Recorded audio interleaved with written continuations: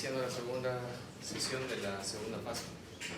Vamos a hablar en esta ocasión un poco de lo que es revisar lo más importante del manejo terapéutico de la enfermedad ulcerosa y la hemorragia digestiva, ¿no?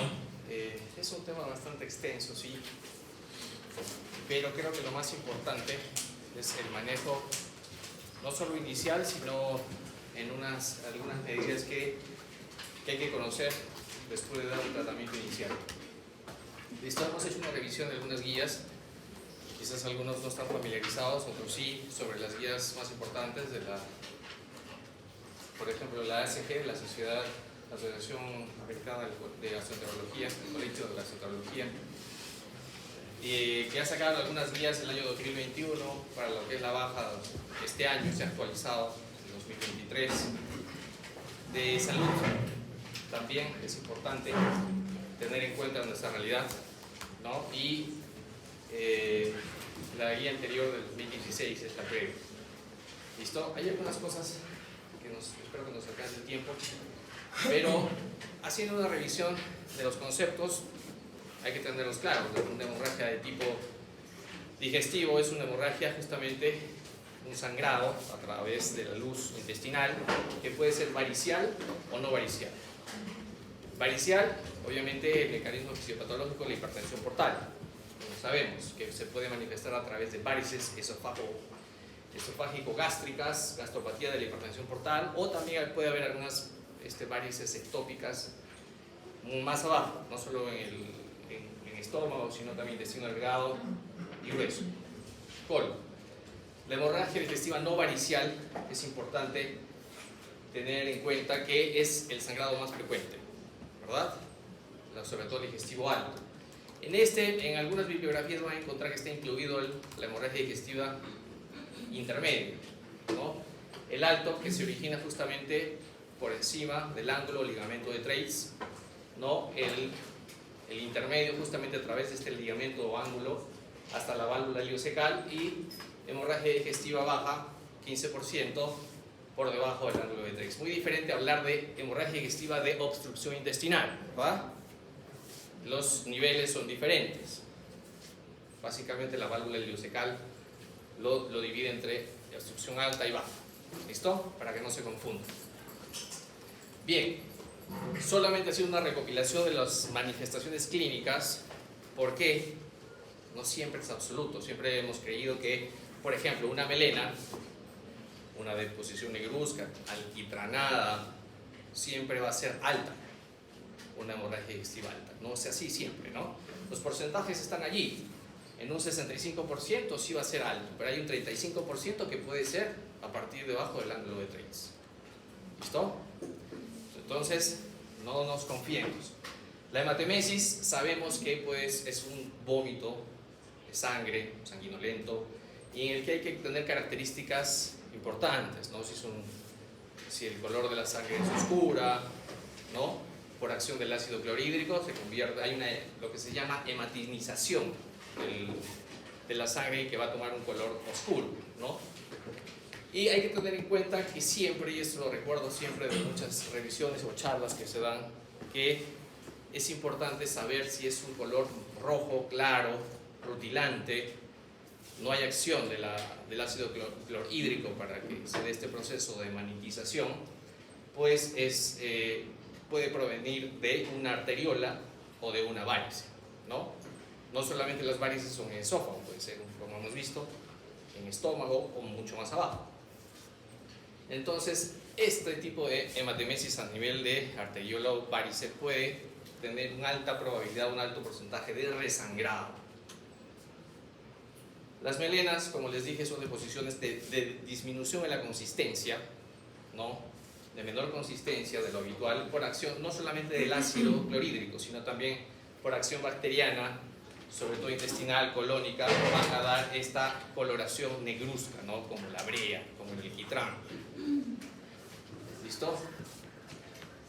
Y la cantidad mínima, se dice que la cantidad para aquella melena debe ser de 50 cc, o que pase un tiempo de 10 horas para que tome un mayor color alquitranado, negro. No es importante el tiempo, y que puede persistir hasta 5 días después del cese del sangrado. Hay muchos pacientes que después de un sangrado digestivo no hacen deposición, y lo que justamente vemos es que podemos tener ya si se ha detenido el sangrado de una forma pues endoscópica, ¿no? Que no solamente es diagnóstica sino terapéutica, puede haber una melena residual.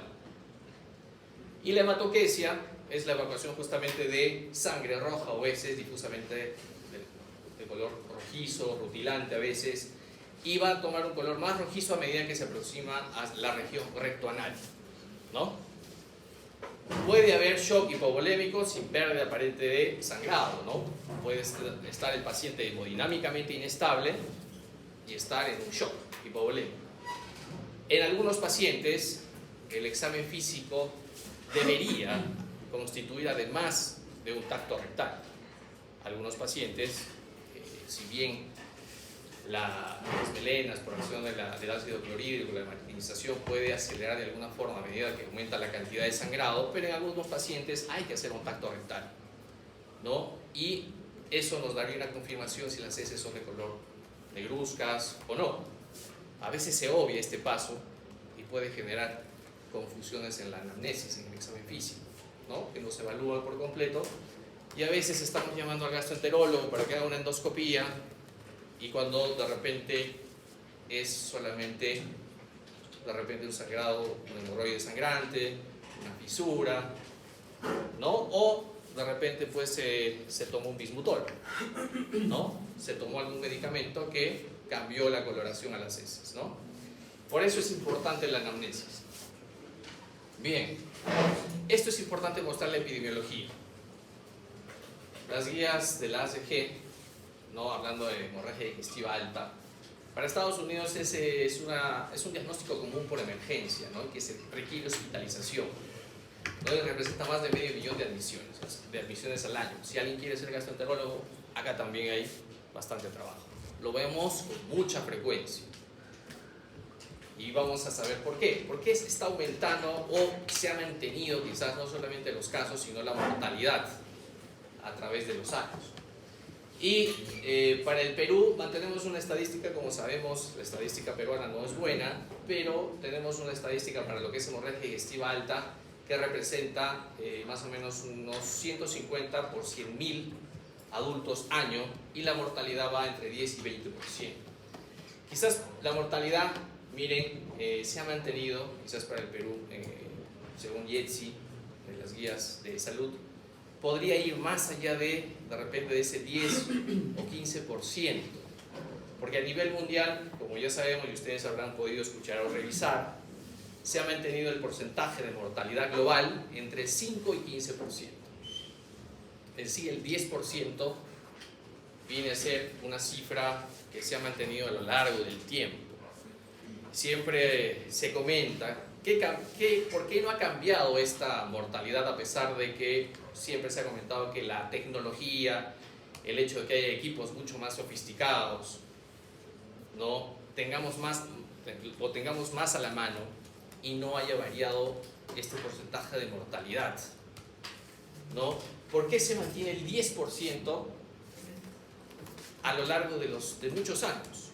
Acá tenemos, por ejemplo, la hemorragia digestiva no varicial, ¿no? Va una mortalidad del 5 al 3%, y la hemorragia digestiva varicial tiene un mayor porcentaje y un mayor porcentaje de resangrado. Muchos dirán, ¿por qué? Esta es parte de la respuesta. ¿Por qué se mantiene ese porcentaje inalterado a través de los años?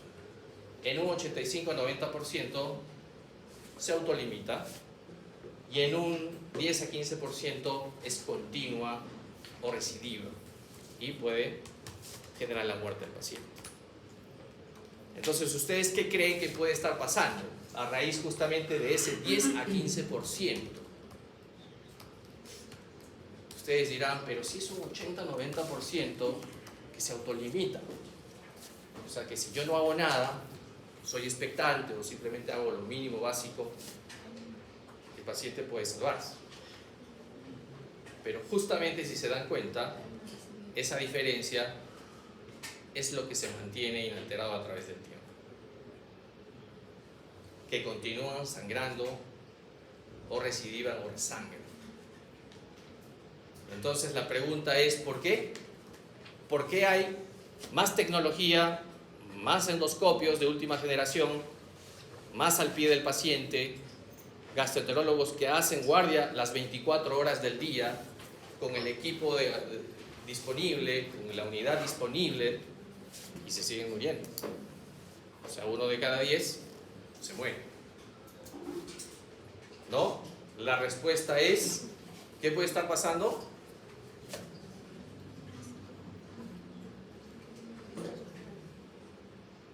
¿Quién tiene la culpa? ¿O a qué se atribuye este porcentaje? ¿Siempre va a ser el médico? ¿O es el paciente también?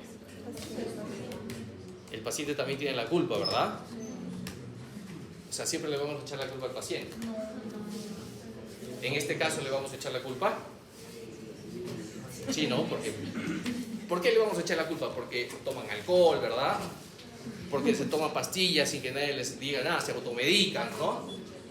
Porque fuman, porque hay más obesos. ¿Sí? ¿Es por eso? Porque hay más comorbilidades, la población, la pirámide poblacional está cambiando, ¿no? ¿Es por eso? Sí, ¿no? O porque siempre van de madrugada cuando a veces no hay el gastroenterólogo o el médico, ¿no? Se despiertan al médico que está, al interno que está de turno, siempre de madrugada, ¿no? Cuando justo no hay nadie. ¿Será por eso también?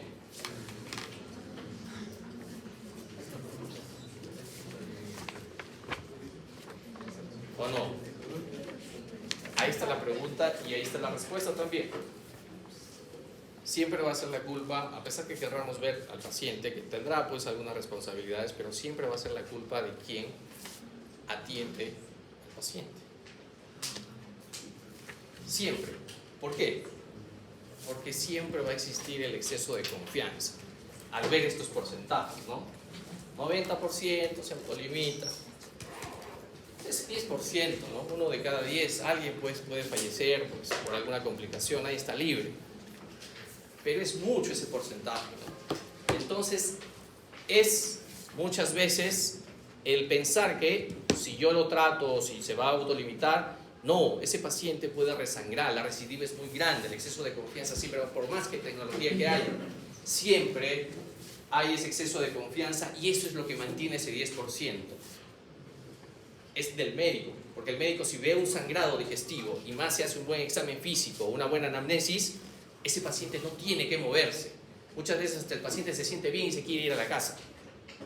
Ya me siento mejor, le pasaron fluidos y se quiere ir, ya me voy. Y va a la casa y fallece. O lo traen así, ¿no? Lo traen en peso y ya en las últimas. Entonces, no se olviden, esto para empezar, por favor, no le echemos toda la culpa al paciente. Ahora bien, hay un estudio que siempre se habla también, que es el estudio, este estudio Prometeo, italiano, con más de 4.400 pacientes reclutados en Italia, en el que se hizo una estadística de cuáles son las causas más frecuentes de hemorragia digestiva alta. Y a pesar de tantos años se mantiene esta misma prevalencia, esta frecuencia, ¿no? Siempre las úlceras pépticas están a la cabeza, tanto duodenales, gastroduodenales, más abajo las erosiones, las neoplasias, el síndrome de Mallory-Weiss, la esofagitis, las úlceras anastomóticas, las úlceras o lesiones de Dielafo, angiodisplasias, lesiones no identificadas. ¿Listo? El orden de la frecuencia están allí y les presento otro estudio que fue hecho en Europa, de varios estudios, ¿no? De varios hospitales, ¿no? En Canadá, Estados Unidos también, Italia, Canadá, también hay guías británicas también que han colaborado en esto y miren, siempre se mantienen las úlceras o las úlceras pépticas en primer lugar y la diferencia es bastante abismal. De igual forma, en otro estudio reciente del año 2021, en el que sigue manteniéndose, pero de lejos, las úlceras gastroduodenales, en un 40%. ¿no? Decir que siempre las varices, a veces la hipertensión portal, varices esofágicas o gastroesofágicas también, ¿no? Es importante recordar un poquito la estadística, porque además ha sido muy preguntado. En este tema de hemorragia digestiva la estadística juega, pero no hay que confiarse en la estadística, porque ha generado problemas, mucha mortalidad, morbimortalidad en los pacientes por creer en estas estadísticas. ¿Listo? No sé con qué fin a veces, pero generan exceso de confianza, ¿no? Guías británicas, unas guías que también se han considerado y se mantienen. Ahora bien, se puede dividir también en comunes y no comunes las causas de hemorragia digestiva alta. Y hemos dicho que la baja solo es un 10 a 15% del total. Pero de las comunes, ya hemos dicho, la duodenal, la úlcera duodenal está en la cabeza, la gastritis erosiva, la úlcera gástrica, que podemos juntarle a hacer un 50%, varices esofágicas, síndrome de Mallory-Weiss. ¿Qué es el síndrome de Mallory-Weiss? Es un desgarro del esófago, ¿no? Con las náuseas y vómitos. Muchas veces incontrolables, ¿no? Que pueden ser ensangrado y muchas veces confunden. Puede ser, pensamos que es una hemorragia, una úlcera péptica y finalmente termina siendo un desgarro importante con una hematemesis rojiza, rutilante, y es un síndrome de Mallory-Weiss. Cáncer gástrico, menos comunes, esofagitis, las úlceras pépticas esofágicas, la lesión de la duodenitis, ectasia vascular, el estómago de watermelon, de sandía, que le dicen que toma otra conformación, ¿no? Y hay lesiones o lesiones arteriolares a nivel del antro que sangran fácilmente por la conformación. Varices gástricas, fístulas aortoentéricas, levobilia, el hemosotus pancreaticus, que es un aneurisma a través del conducto de Wirso, que también está. Son causas menos comunes, más raras, pero están. ¿Listo? Ahora bien, sin ir mucho más al tema, ustedes tienen que saber cuál es el manejo inicial y la estratificación del riesgo. Bien, porque esto es lo más importante que hay que tener claro. Ya hemos hablado a veces de los tipos de shock hipovolémicos, distributivos, ¿no?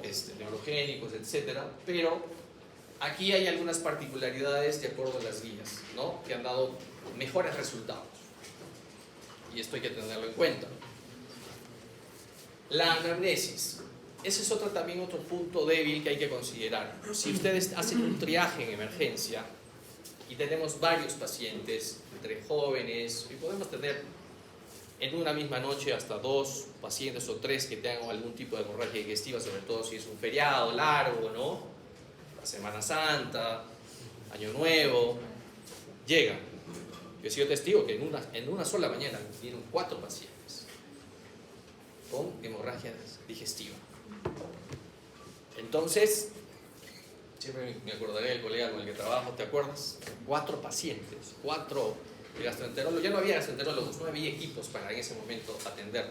Y era de mañana, felizmente, de noche hubiera sido otra cosa. Si yo tengo 4 pacientes de diferentes edades, ¿a cuál voy a atender? Al más joven, al que está sangrando más, al adulto mayor, a la jovencita que está ahí esperando, que se ha venido de la fiesta, al varón, no, que espere,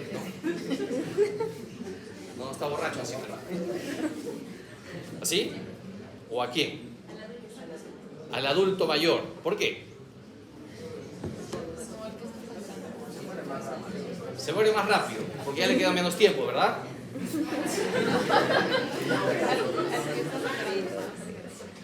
¿Por qué? Puede tener más comorbilidades, sí. El paciente a medida que avanza en edad puede tener más comorbilidades. Pero hay uno inherente a su edad, ¿verdad? Que siempre se habla. ¿Es maligna? Puede tener, hay más probabilidad de un cáncer, sí. Puede tener, pero si no tuviera factores de riesgo, no es hipertenso, una vida saludable, de pura mala suerte se cruzó en esto de Semana Tranca y fue y se cruzó con todo el mundo y está sangrando. ¿Qué pasó? Ya, lo hacemos pasar. Pase usted y todos se quedan afuera. Que se desangre mientras tanto. No, que vamos entrando en orden. Vamos entrando en orden. No le vamos a decir que no lo vamos a atender, pero vamos entrando en orden. Ya, este paciente, ¿por qué tiene más riesgo de sangrar? ¿O de resangrar? ¿O de morir? Por la coagulación. ¿Qué se genera a nivel de las arterias cuando, ya lo dije todo, hay un proceso de envejecimiento, formación, y hemos hablado con unos grupos sobre la aterosclerosis, ¿verdad? O sea, ya es un proceso que muchas veces se da a través de los años, y entre 65 y 70 años puede generar. La causa de muerte de las hemorragias digestivas, ¿cuál será? A ver, ¿quiénes me dicen shock hipovolémico? Levanten la mano. Por favor, ¿cuántos dicen shock hipovolémico? ¿Nadie? Todos dicen shock hipovolémico. Bueno. Lo voy a dejar para ahorita, ¿ya? Para que lo respondamos. Cuando yo hago una anamnesis, está claro que yo lo hago pasar al paciente adulto mayor porque tiene mayor riesgo de aterosclerosis, placa ateromatosa, ya estoy adelantando datos, y hay que hacer una buena historia clínica, ver antecedentes, AINES, alcohol, anticoagulantes, corticoides, si es cirrótico, si tiene una hepatopatía crónica, si tiene varices esofágicas, porque lo pueden decir, si tiene recurrencia del sangrado, ¿no? Y hay que, como dije, hacer un examen físico. Si no tiene, posiblemente un shock hipovolémico aparentemente estable, o sea, no se le ve manifestaciones externas físicas, hay que hacer un tacto rectal. ¿Le pondrían sonda nasogástrica o no? Eso ha sido un tema también debatido. ¿Le ponen sonda nasogástrica? Antiguamente, hasta hace unos años, a todos se les ponía sonda nasogástrica, ¿no? Porque queríamos ver el sangrado, ¿no? No se pone sonda nasogástrica, porque ya hemos dicho que puede ser una varice, puede ser una arteriola, y yo al introducir a ciegas una sonda puede generar o resangrado o mayor sangrado. ¿Listo? No se puede. Ya, algunos dicen que no influye en el resultado final. Sí, más bien los problemas, los efectos contrarios, secundarios, sí se pueden manifestar. Evaluación hemodinámica, buscar signos de hepatopatía, está claro, si es de tipo varicial, hipertensión portal, 2 vías periféricas gruesas, reserva de 2 concentrados de glóbulos rojos, al menos 2, tengo que tener paquetes globulares, hay que hacer pruebas de coagulación, grupo factor sangría, ¿no? Hemoglobina, creatinina, la función renal, la función hepática. Hay que reponer la volemia con cristaloides, ya hemos hablado, ¿no? Inicialmente los cristaloides, mientras podemos tener 2 paquetes globulares, ¿no? La medida de corrección más precoz para el manejo de la hipotensión o la hipoperfusión, ¿no? Tisular. ¿Listo? Considerar intubar al paciente si tiene una hematemesis, está encefalopático, está vomitando, tiene hematemesis, puede aspirarse, trastorno de la conciencia, también. Inmediatamente, un bolo de omeprazol. Esto está indiscutible, es indiscutible según las últimas guías del 2021, por ejemplo, no está a favor ni en contra del omeprazol en dar en bolos. Y hay que una transfusión restrictiva. ¿Qué significa transfusión restrictiva? No le doy pues 3 o 4 paquetes de golpe, ¿no? Y tampoco el punto de corte va a ser de 7. También, ¿se acuerdan el 7? Algunos preguntaron 7, el 7 acá también, menor de 7, menor o igual a 7, transfusión de 1 en 1, si es que está 6.8, 7, le doy un paquete. No le doy 3 paquetes porque se ha visto que más bien va en perjuicio del paciente, estadísticamente van mal si yo doy una transfusión liberal, o que yo le doy no solamente en cantidad, sino puntos de corte más altos.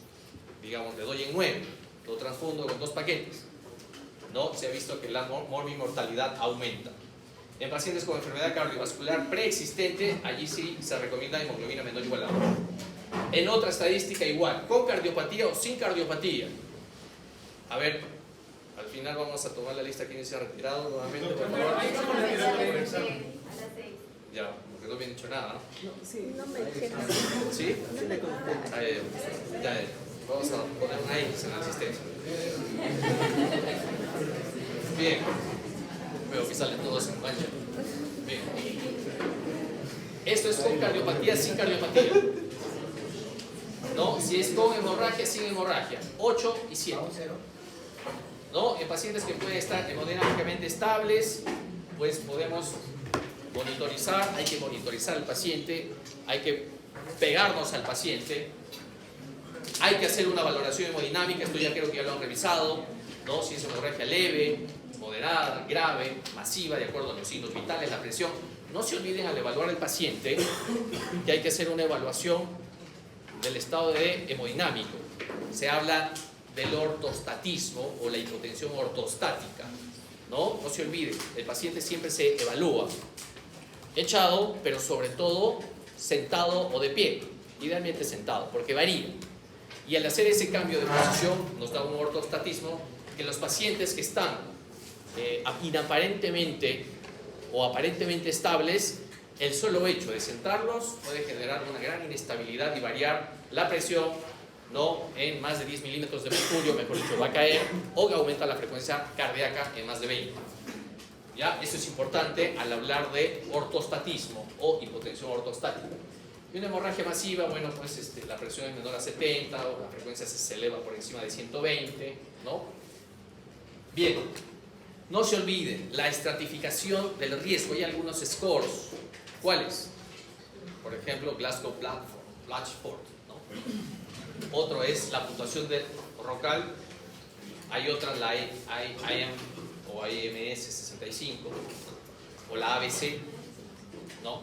De las siglas en inglés. Las más utilizadas son estas. Para algunos, los gastroenterólogos la prefieren la de Rocal. ¿Por qué? Porque tiene parámetros endoscópicos. O la de Glasgow-Blatchford, que me evalúa más que nada la necesidad de endoscopía y la mortalidad.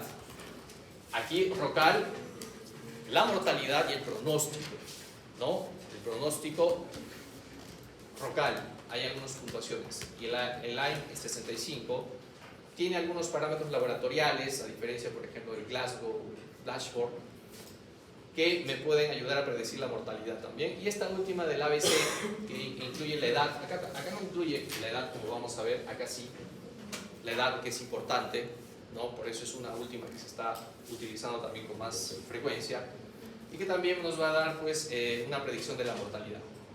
Acá les he puesto los scores para ver las puntuaciones por gravedad según estas escalas, ¿no? Glasgow, Blatchford, Rocal, IM65 y ABC.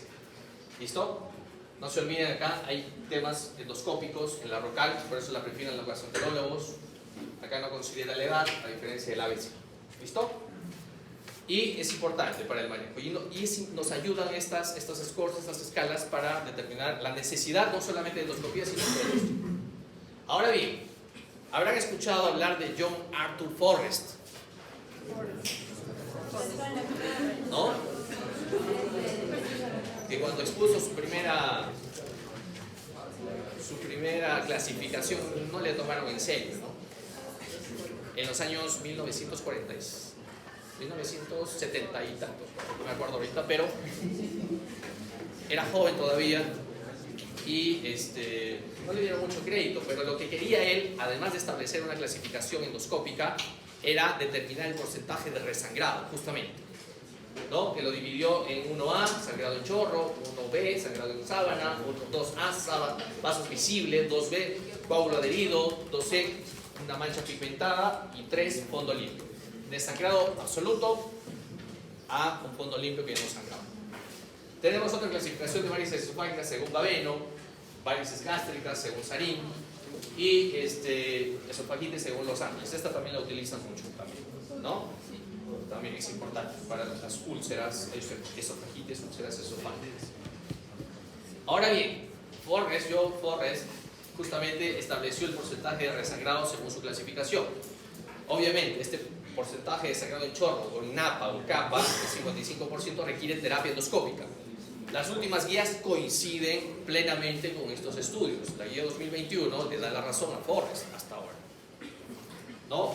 Terapia endoscópica si es vasovisible en base, Coágulo adherido, ahí no está a favor ni en contra si es endoscópica o farmacológica nada más, puede utilizarse una u otra. Y hacia abajo, según el Forrest, puede ser terapia solamente farmacológica, ¿no? Y poder manejarlo. El hallazgo endoscópico de la úlcera péptica permite predecir la probabilidad de resangrado en las siguientes 72 horas. ¿Listo? La probabilidad de que la endoscopía se encuentre la causa en las primeras horas, en las primeras 24 horas de inicio del sangrado, es mayor o igual del 85%, pero hay un porcentaje que no. ¿Listo? Las contraindicaciones absolutas son el infarto de miocardio menor de 48 horas. Entonces, ¿cuál será la causa de muerte en un paciente con comorbilidades? El infarto de miocardio, ya lo pusimos aquí, no me voy a demorar más en explicarlo.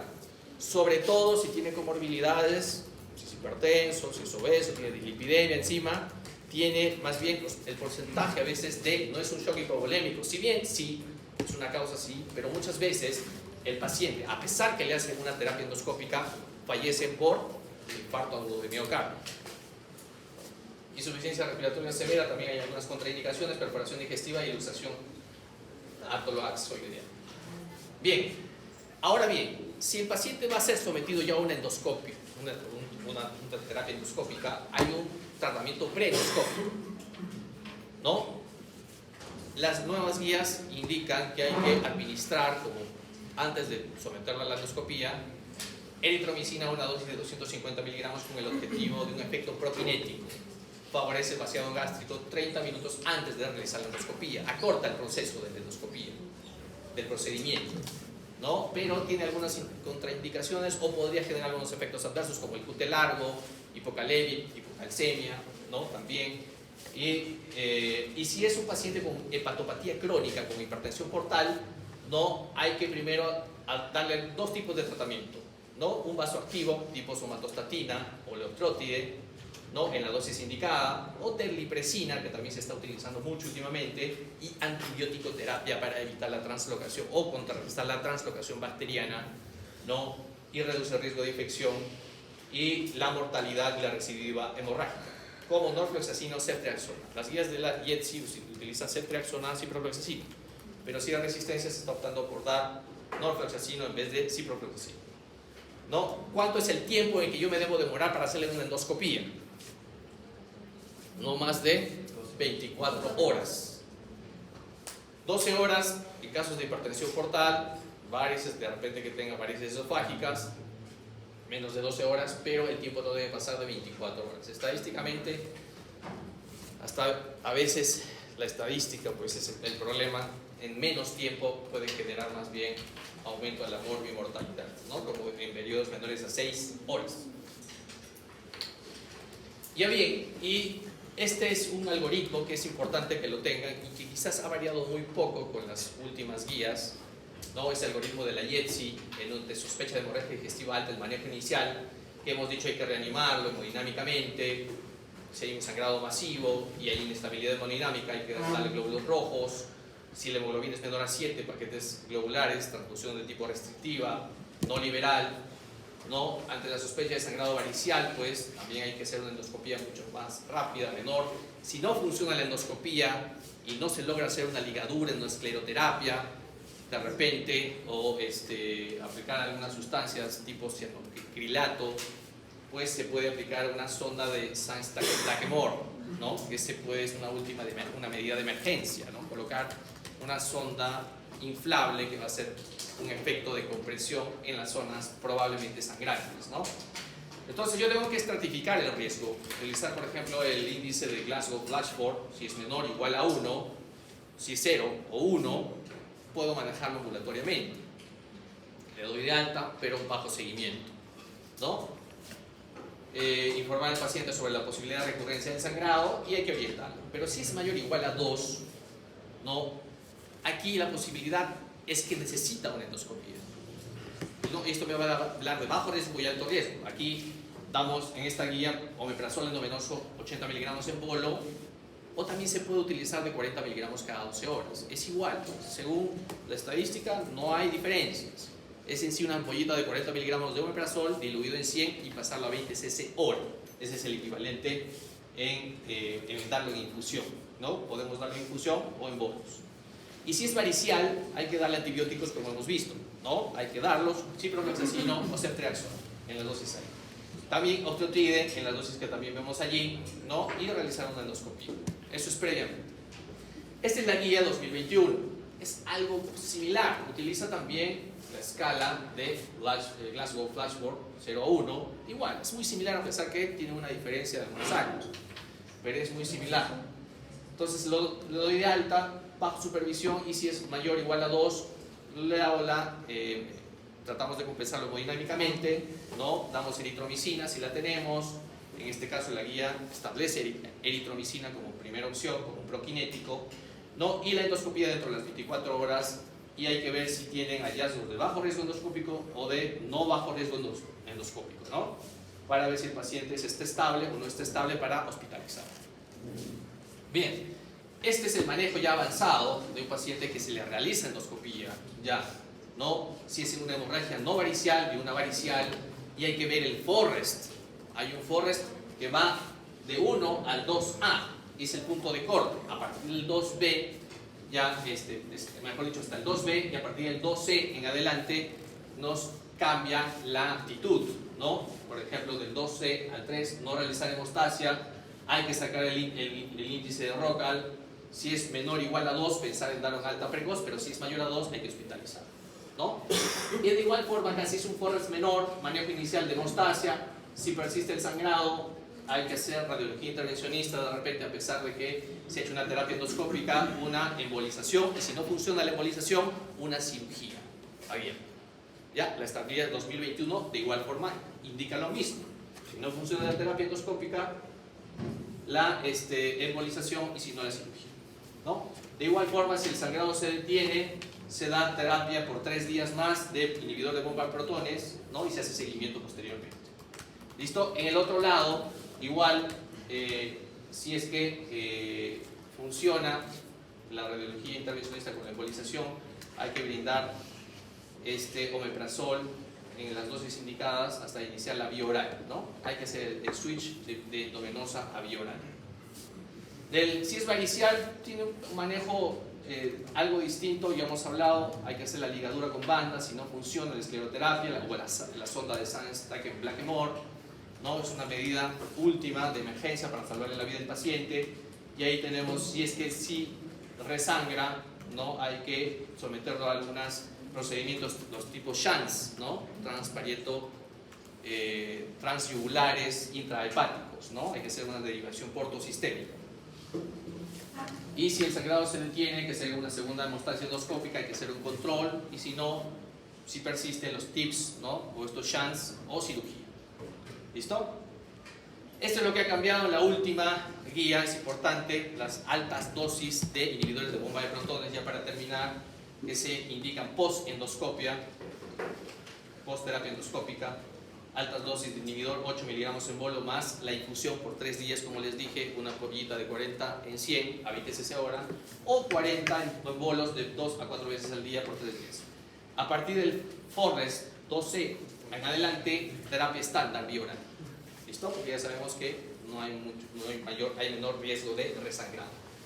Y la baja, solamente para terminar ya, enfermedad hemorroidal, fisura anal y colitis infecciosa son las más comunes. Si hay mayores de 60 años, la causa más común son los divertículos colónicos.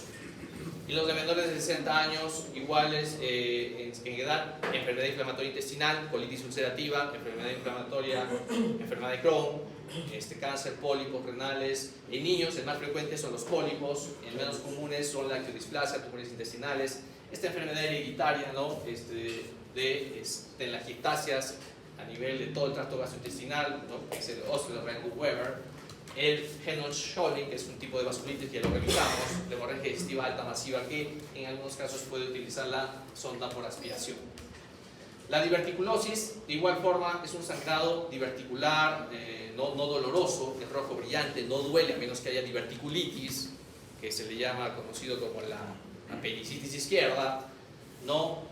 Pero en este caso la diverticulosis no duele, es marrón, puede ser tipo melénico y con hipovolemia en ancianos con comorbilidades, ¿no? Algunos tratamientos como la inyectoterapia y la termoterapia con electrocoagulación bipolar han sido efectivos. Y la angiodisplasia, que es ovillo vascular, capilar, que puede erosionar, sobre todo en el fondo gástrico, perdón, en el colon, y nos puede dar un sangrado similar a la diverticulosis, y en el que se utilizan algunos tratamientos, por ejemplo, inyectoterapia, termoterapia, ¿no? Es importante también dentro de las causas más frecuentes. Ahora bien, ya para terminar, si hemos estado atentos en este poquito que hemos visto en el manejo inicial y algunos tips para el manejo inicial de la estratificación, les voy a narrar este caso. Me he permitido tomarlo de la literatura porque necesito saber si han estado atentos, y esto lo vamos a ver todos los días. Paciente varón de 75 años con antecedente de hipertensión y dislipidemia. Para la hipertensión y dislipidemia, metomelsartán, atorvastatina, clopidogrel. Acude por emergencia por referir haber vomitado sangre 2 tazas aproximadamente, luego de lo cual presenta mareos y debilidad. Al examen físico la presión está en 160, frecuencia en 110 por minuto, la saturación en 92 y la frecuencia respiratoria en 18. Usted como médico, usted va donde usted, ¿no?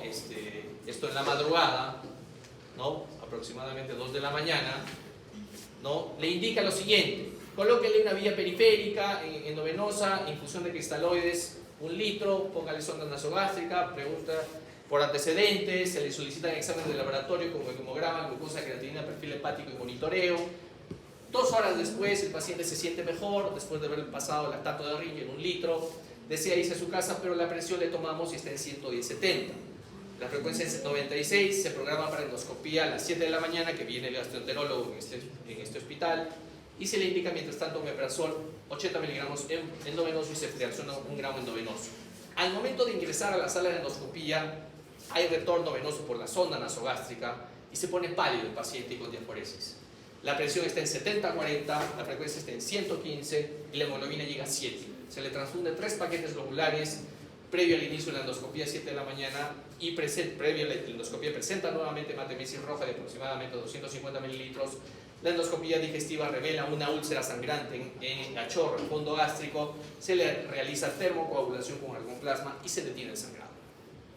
Pese a esto, pasa a la UCI en mal estado general, 90-60 de presión, tiene un EKG con elevación del segmento ST en B4 a B5, ¿no? Y a los 10 minutos tiene un EKG de una fibrilación ventricular. Usted llama al cardiólogo desesperadamente, ¿no? Y en ese momento ya, bueno, si está en la UCI lo llama y presenta un paro cardiorrespiratorio, le hacen RCP avanzado con toda la fuerza y no sale del paro y fallece a las 7:20 minutos. ¿Listo? La pregunta es, dígame 5 cosas que no se hicieron bien en este paciente. Aquí, aquí y ahí. Los 3 y después.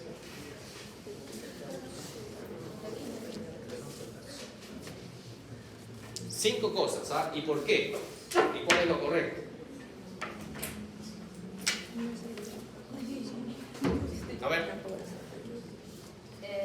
Una de las cosas es ponerle la sonda nasogástrica, porque pudimos haber dañado la vía y por eso también se presentó otra vez el síntoma. O sea, no debimos ponerle sonda nasogástrica. ¿Por qué? Precisamente porque, o sea, pudimos haber dañado la vía y hacer... ¿Dañando la vía? ¿La vía? O sea, eso a favor de las varices, pudimos haber... Ya puede haber tenido varices o podemos hacer resangrar o evitar el sangrado. Ya, otra. Se le transfundió 3 paquetes globulares, o sea, de golpe. Ya, pero está bien indicado la hemoglobina. Tiene hemoglobina de 7.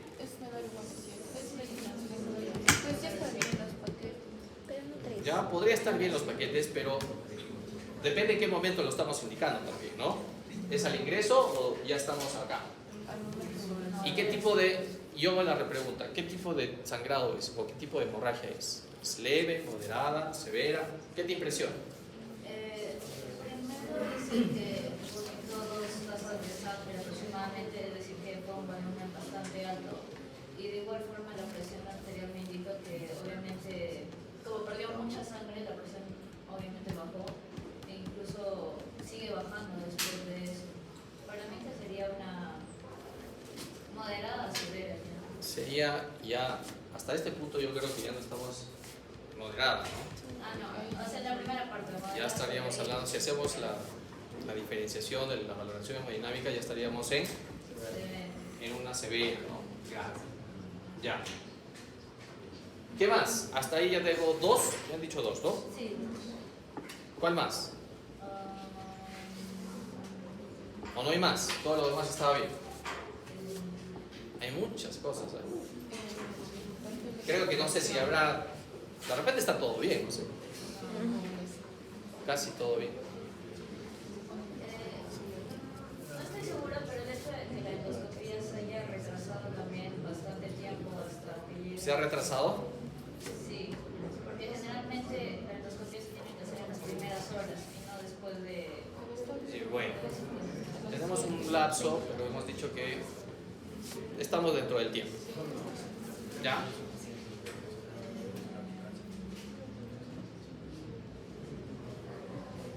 Dos tengo, nada más. Nada más dos. Son cinco, solo cinco. Ya, a ver, y terminamos, a ver si no. Dos vías periféricas. Una, a veces puede resultar insuficiente, a veces hasta tengo que poner un catéter venoso central. Cuidado, son dos vías periféricas. Y eso como norma para los tipos de shock, sobre todo hipovolémico, trauma, ¿no? Manejo de trauma, es dos vías periféricas siempre. ¿Qué más? También mencionaron en la clase de shock hipovolémico que tenía que infundirse cristaloides agresivamente 2 y Ya, acá le ha pasado uno en 2 horas. ¿Está bien? De 2 a 4, ¿no? Llegó 2 de la mañana, pero acá es 4 de la mañana. Ya ha pasado un litro. Más rápido. ¿Ya? A pesar de eso, me ha compensado hasta ese momento la presión, ¿verdad? Porque lo ponen 110-70. ¿Ya? Digamos, ya lo consideramos. 2. ¿Algo más? ¿Qué más se me ha pasado o algo?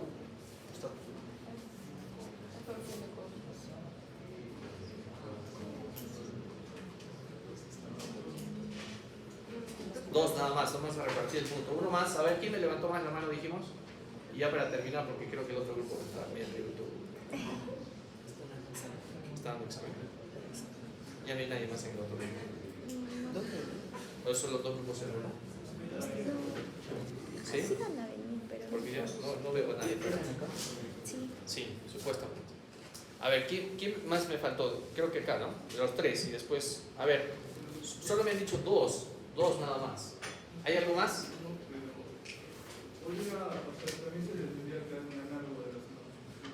Un análogo de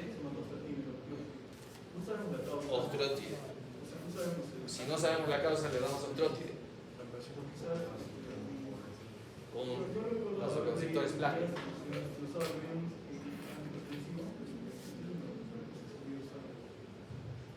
Antihipertensivo. ¿Qué? ¿Lo retiramos?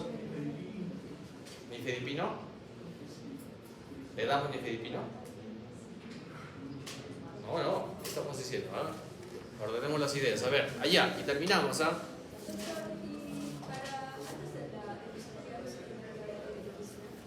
Antes de la... Ya, no tenemos eritromicina para infusión, en nuestro medio no. Se puede dar, ya, lo vamos a considerar. ¿Cuánto es la dosis? Ya, endovenoso, en bolo o infusión. En infusión o bolo. En infusión, dice la guía, ¿no? De 20 a 90 minutos, promedio 50 minutos. Ya, digamos que ya, le damos su previo a la... ¿Para qué sirve la eritromicina? Supuestamente, ¿para qué nos sirve? ¿Para qué? Está jalando, ¿no? Mucha, ¿no? A ver. ¿Cuánto? ¿Por qué? ¿Para qué sirve? Es prokinético. Ayuda al vaciado gástrico y reduce el tiempo de procedimiento de la endoscopía. Ya, otra.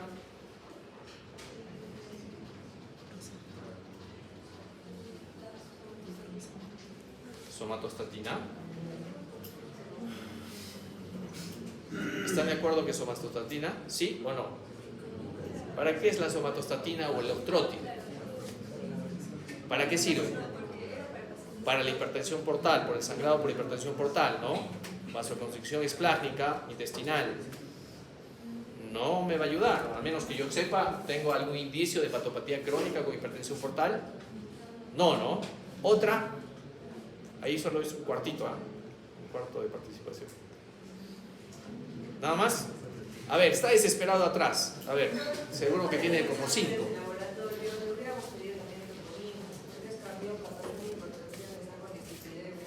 Y después vimos que se desconversó y que aparte tenía elevación de Las troponinas. Doctora, de verdad, la tropina llega en una media hora. ¿No sirve? Nos podría dar noción de que tendríamos que tener más utilización. ¿El EKG no nos ayuda? Sí, pero solo te dio milagros. Las troponinas creo que en este momento, si bien me puede ayudar a confirmar un diagnóstico, un criterio más, pero ya tengo un EKG. Habría que ver también si tiene clínica. Otra más. Otra. Nada más. A ver, ¿ya me comentaste algo? También lo comentaron. O sea, tú dices que se pasa, entonces eso hace impedir que el paciente se pone bien y por la hipotensión ortostática es que... Ya. ¿Hicimos eso? ¿Dice que le hizo? ¿Qué maniobra es esa? ¿Qué se llama eso? Ortostatismo, hipotensión ortostática, ¿no? ¿Cuánto dijimos que eran los valores? Es importante eso también, no están en alguna vida. ¿Cuánto dijimos? La variación. La presión cae por debajo de 10 y la frecuencia cardíaca por encima de 20. Cuando yo despechado lo siento, ¿verdad? Ya, está bien, no hicimos eso, que nos hubiera ayudado para saber si el paciente de repente ya estaba a punto de entrar se iba a chocar. ¿Algo más? Doctor, usted me mencionó que con la endoscopía había que hacer la termocoagulación para también dar adrenalina. Adrenalina, inyectoterapia. Pero ha detenido el sangrado. Pero dice terapia dual. Bueno, ahí tendríamos que discutirle el gastroenterólogo, pero lo ha detenido el sangrado. O sea, no, creo que hasta ahí está bien.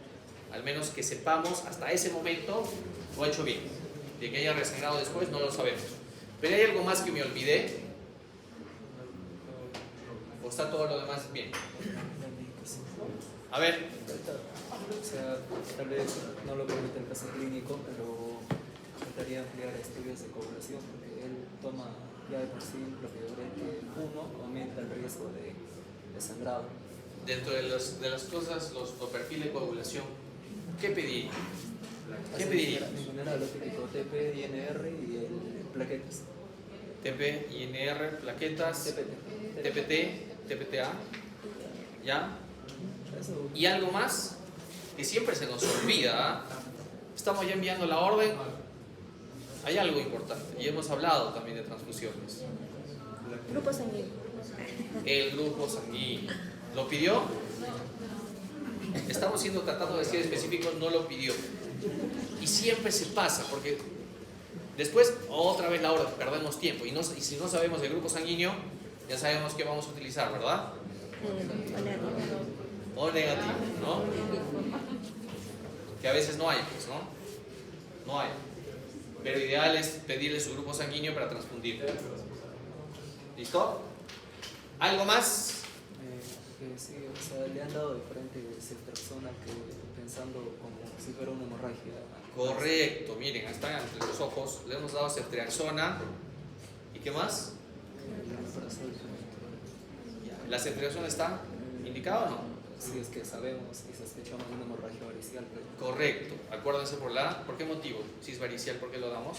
Para evitar la translocación bacteriana. Exactamente. Eso está siempre lo damos. O si no es ceftriaxona, ¿cuál? No fluoxacina. O claro, todavía sí ciprofloxacina. La dosis es 1 gramo como está indicado, ¿no? Cada 24 horas. Y algo más, en este caso está mal indicado la ceftriaxona, ¿verdad? ¿Algo más? ¿O está todo hasta allí? Haberlo dejado, lo principal error fue haberlo dejado ir, darle de alta, porque usted ha dicho que ¿Pero le dimos de alta? sí, No le dimos de alta. Lo dejamos ahí esperando. Que se sentadito, ¿no? Y ahí con la sonda nasogástrica y ahí volvió a haber retorno venoso. ¿Algo más se nos escapó? ¿Cómo hubiéramos prevenido que se muera? Pues está en las estadísticas. Es el 1 que se tenía que ir.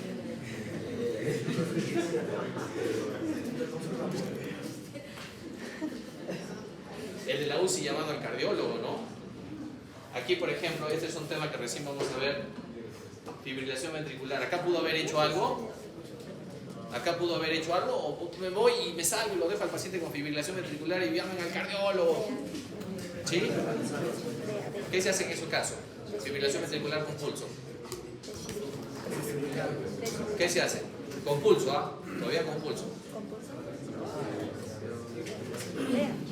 ¿Qué se hace? Desfibrilación. Con pulso, ¿ah? No he dicho sin pulso. Cardioversión. ¿No? Eléctrica, farmacológica. Eléctrica. Si estamos en esta situación, preferiblemente de repente eléctrica, ¿no? Le doy una descarga de 100 o 150 joules, dependiendo si el equipo es monofásico o bifásico. Y en vez de estar llamando al cardiólogo, ¿no? Porque de repente si hubiera actuado ahí, de repente no. Pero ha habido retrasos, ¿verdad? Ya que ahí entró el paro y se hizo RCP, bueno, ya ahí no hay forma. Creo que ahí era la última que hemos podido lucharla y no se hizo, ¿no? Nos salimos a llamar al cardiólogo como desesperados. ¿Listo? Creo que está todo. No sé si hay algo más que se ha pasado. Creo que sí, ahí están los errores por los cuales se suele ir el paciente. Es cierto, si bien tengo 24 horas, pero si lo puedo hacer inmediato y tengo una hemorragia masiva, sí lo puedo hacer inmediatamente, ¿no? Compenso, voy compensando hemodinámicamente y que venga el gastroenterólogo con su equipo, como pasó, como muchas veces ha pasado, y se tiene que dar tiempo de hacer hasta en el mismo shock trauma la terapia endoscópica. ¿Ya? De uno pasa a otro y si no alcanza los equipos. ¿Listo? Eso sería todo. Gracias.